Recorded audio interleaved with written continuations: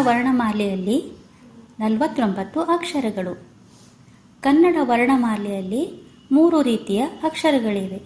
ಅವು ಸ್ವರಗಳು, ಯೋಗವಾಹಗಳು, ವ್ಯಂಜನಗಳು. ಮೊದಲು ಸ್ವರಗಳನ್ನು ಅಭ್ಯಾಸ ಮಾಡೋಣ.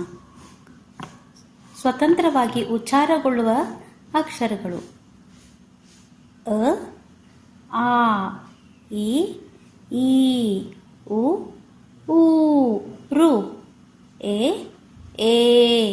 ಐ, ಓ, ಔ.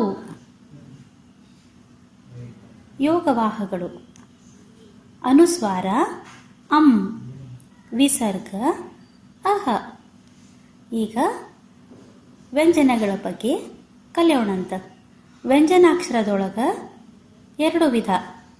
ಸ್ವರಗಳ ಸಹಾಯದಿಂದ ಉಚ್ಚಾರಗೊಳ್ಳುವ ಅಕ್ಷರಗಳನ್ನು ನಾವು ವ್ಯಂಜನಾಕ್ಷರ ಅಂತ ಹೇಳ್ತೇವೆ.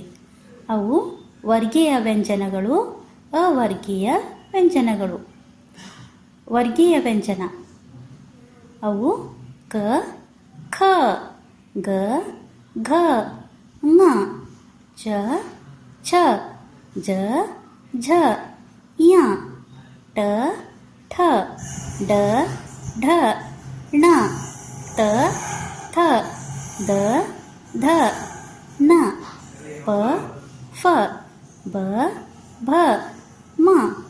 ಈಗ ಅವರ್ಗೀಯ ವ್ಯಂಜನಗಳು: ಯ, ರ, ಲ, ವ, ಶ, ಶ, ಸ, ಹ, ಳ.